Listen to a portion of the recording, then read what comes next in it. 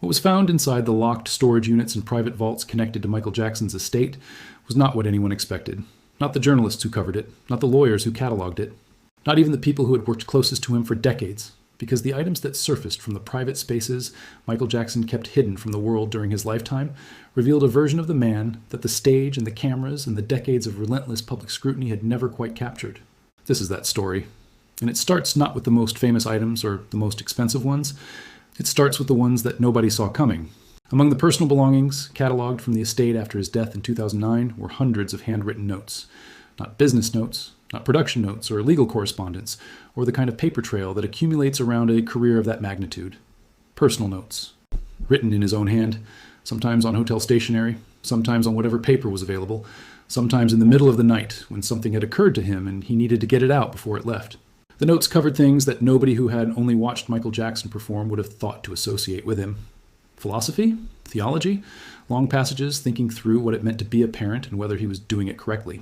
Questions about legacy that were not questions about musical legacy, questions about whether the specific life he had lived had made him a good person or had prevented him from becoming one. One note that was described by people who saw it during the estate cataloging process contained a list. The list was not a set list. It was not a list of songs or albums or tour dates or awards. It was a list of things he wished he had done differently. Some of the items on that list were small, some of them were not small at all. The existence of these notes was known to a small number of people connected to the estate for years before details began to surface publicly. The reason they stayed private for so long was not primarily legal, although there were legal considerations. It was that the people who had seen them recognized that they represented something that the public version of Michael Jackson had never been allowed to be: uncertain, reflective, genuinely wrestling with the distance between the person the world had decided he was and the person he experienced himself as being. Move from the notes to the collections, because the collections tell their own story about who this man actually was when nobody was watching. Most people know in a general way that Michael Jackson was a collector. The scale and the nature of what he collected is less widely understood. The items that surfaced through estate proceedings and auction processes and the gradual documentation of what had been kept at Neverland Ranch and at various storage facilities revealed collecting that went far beyond the obvious categories. There were the books, thousands of them. Not display books, read books. Books with pages turned down and margins filled and passages underlined in his specific handwriting. The subjects ranged across everything: art history, medical science, montage and child psychology, architecture, multiple volumes on the history of the circus and carnival performance, extensive collections on the history of film, books on leadership and books on spirituality and books on the specific mechanics of how certain historical figures had managed their public image versus their private reality. The reading list that emerged from cataloging these books revealed a person who was intellectually curious in a way that his public image had never accommodated. The Michael Jackson that the world had constructed over 5 decades was primarily a physical genius. The man whose books filled storage rooms at Neverland was someone who was trying to understand things, many different things, with the kind of sustained attention that requires genuine interest rather than performance. Among the most discussed items were the art pieces, not the famous works, the personal ones, sketches and paintings that he had made himself over years and that had never been displayed publicly or shared with anyone outside his immediate circle. The style was figurative and detailed, and the subjects were consistent across the body of work in a way that said something about what was present in his mind during the hours he spent making them. Children appeared frequently, not in ways that were complicated or disturbing, in ways that were specific and tender and clearly rooted in observation. A child sleeping, a child running, a child looking at something just outside the frame with an expression of complete absorption. The same quality of attention that his performances had when he was completely inside a moment, directed toward the smallest and most ordinary human experiences. There were also self-portraits, made at different periods, showing a progression that people who examined them described as startling in its honesty. The early ones showed a version of himself that was recognizable from the public record. The later ones showed something different, a face that had been through things, that carried them visibly, that was no longer primarily performing anything for the person holding the pencil. The clothing items that surfaced from private collections were not the iconic stage pieces, which had their own separate cataloging and auction history. They were the private clothes, the things he wore when he was not being Michael Jackson, in any professional sense. And what emerged from looking at them together was a picture of someone whose private aesthetic was almost the inverse of his public one. The stage Michael Jackson wore sequins and military jackets and everything that made him impossible to miss in a crowd of 50,000. The private Michael Jackson wore loose, comfortable things, soft fabrics, neutral colors, clothes that were designed not to be noticed. The contrast between the two wardrobes was so complete that the people who cataloged them initially had difficulty reconciling them as belonging to the same person. This makes a particular kind of sense when you think about it. Someone who has spent their entire life being looked at develops a specific relationship to invisibility. The private wardrobe was not a rejection of his public identity. It was a space he had constructed where his public identity could not follow him. A way of being in his own house, in his own skin, without the performance the world associated with him. The children's items at Neverland have been described extensively in various public accounts, but what is less often discussed is the specificity of them. The amusement park and the zoo and the movie theater were the famous elements. Less famous were the smaller things. A specific collection of stuffed animals that were arranged with what people who saw them described as obvious intentionality. Not a collection displayed for aesthetic purposes. A collection arranged the way a child arranges things that matter to them. Toys that were not display pieces, but play pieces. Things that showed evidence of actual use. A room that was not a museum of childhood objects, but a space where someone went to be in the presence of childhood in the specific way that someone seeks out a place that provides something they feel they missed or were taken from. The most unsettling thing about this room for the people who cataloged it was not what it suggested about his relationship to children in any complicated sense. It was what it suggested about his relationship to his own childhood, which was that he had spent enormous amounts of money and energy constructing a private space that contained what Gary, Indiana in the 1960s had contained for other children who were not performing on stage by the time they were 5 and recording albums by the time they were 10. He was trying to give himself something that had been taken before he was old enough to know it was being taken. The gift collection that surfaced from a state inventory revealed another dimension that was largely unknown publicly.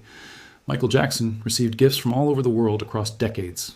From fans and from world leaders and from other artists and from children who had sent things to Neverland with handwritten letters.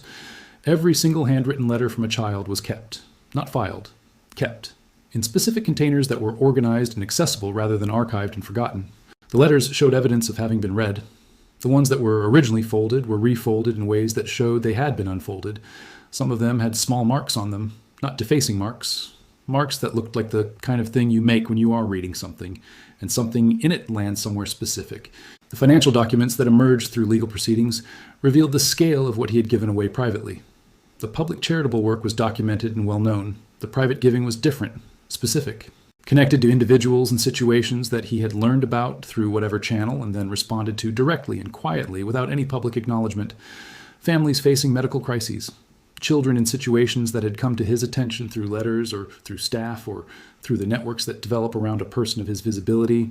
The amounts were not always enormous. Sometimes they were specific small amounts that matched a specific described need precisely. The pattern was not that of a celebrity making large public donations for reputational benefit. It was the pattern of someone who had read about a particular situation and thought about it and decided to do something about it. The medical records that became part of the public record through the Conrad Murray trial and the subsequent legal proceedings revealed the physical reality of his last years in detail that was difficult to process against the image of him performing in the This Is It rehearsal footage that was released after his death. The footage showed someone moving with extraordinary physical precision. The medical records showed someone managing chronic pain and severe insomnia with a complexity that his public appearances had never disclosed. The gap between what his body was going through and what his body was doing on stage in those final rehearsals is one of the most revealing documents of who this man was. Not in a simple heroic sense, in the sense that the relationship between the performer and the pain was by that point so deeply established that it had become automatic. The performance continued regardless of what the body underneath it was experiencing, because the performance had always continued regardless. This is what decades of performing from early childhood produces in a person. Not the ability to ignore pain, the inability not to perform through it.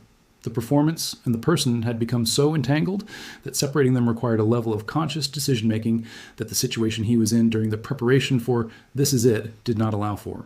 Among the items that surfaced through various channels in the years after his death were recordings, not released recordings, private ones, voice memos and home recordings and conversations captured on various devices across decades.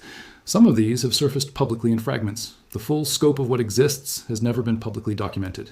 What has been described by people with access to portions of the private recording archive is a catalog of someone thinking out loud across years, working through song ideas in their early stages before any production, working through personal situations in the way that some people use a journal and some people use voice recordings, conversations with himself about things that were troubling him that he was trying to find language for. The voice in these recordings was described by everyone who heard portions of them as disorienting for the same reason. It was recognizably his voice, but without anything that his voice normally carried in public contexts. No performance register, no media consciousness, just a person talking to themselves in the way people talk to themselves when they are trying to think through something difficult. The specific items from Neverland that generated the most sustained public interest when they began to surface through auction processes were the ones that connected most directly to the mythological version of his life. The gloves and the jackets and the fedoras. These items existed and were cataloged and were eventually sold for amounts that reflected their cultural weight. But the people who spent significant time with the complete inventory described a different hierarchy of significance. The items that stayed with them were not the iconic ones. They were the ones that revealed the ordinary human life that existed alongside the extraordinary public one. A collection of prescription glasses that were not part of any known public image, a particular brand of herbal tea, of which there were dozens of boxes in various stages of consumption throughout different properties, journals that were not primarily about the music or the career, reading glasses with a specific prescription strength that told you something concrete and unremarkable about a man who was getting older, small personal rituals documented through their material traces in the way that all human lives are documented for those who come after and look carefully enough. The auction processes that followed the estate proceedings were complicated and in some cases contentious. Family members and business partners and various entities with claims to different portions of the estate had different interests and different views about what should be preserved and what should be sold, and what the public had a right to know about and what belonged to the privacy of a life that had never been adequately private while it was being lived. The items that came to auction attracted the audiences you would expect: collectors, fans, institutions interested in cultural artifacts of the 20th century, people for whom the objects represented something beyond their material reality. What was less visible was the category of items that were not auctioned, that were kept, that were held by the estate or by family members or by the people who had known him well enough to understand the specific weight certain objects carried. These items will surface eventually. Estates are long processes, and the Michael Jackson estate in particular has been complex and contested in ways that extend the timeline considerably. When they surface, the process of reassessment that has been ongoing since his death will enter another phase. Because the picture that has emerged from everything that has surfaced so far is not the picture the world had. It is not the simplified version in either direction, not the perfected legend, and not the darkest interpretation that his most sustained critics promoted. It is something more complicated and more human than either of those versions accommodated. A man who taught himself things obsessively because he had not been given the ordinary education that other children received, because his childhood was spent in service of something that was not his childhood. A man who collected evidence of the ordinary human experiences he had not had and surrounded himself with them in private spaces. A man who gave things away quietly for reasons that were not about how the giving would look. A man who wrote down his uncertainties and his regrets and his questions in his own hand on whatever paper was available. A man whose private life was the life of someone trying to figure out who he was when he was not performing. A project that his particular circumstances made unusually difficult, and that the documents and objects surfacing from his estate suggest he pursued with the same intensity he brought to everything else. What these items reveal is not a simple answer to the questions that have surrounded his life and death. They reveal a person, complex and contradicted, and marked by his specific history in ways that made certain things possible for him, and made certain other things extremely difficult. That is what the secret items say, not about the legend, about the man. And the man was more interesting than the legend, and more troubled than the legend, and more ordinary in his private wants, and more extraordinary in his private capacities than the legend ever managed to capture.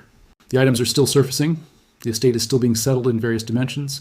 The full picture of what was kept and what was created and what was held private across 50 years of one of the most documented public lives in human history has not yet fully emerged. When it does, the reassessment that has been building for 15 years will have more material to work with. And the picture it produces will continue to be the thing that pictures of complicated human beings always are: incomplete, surprising, more human than expected, and impossible to reduce to the simple story that public life demands and private life consistently refuses to provide.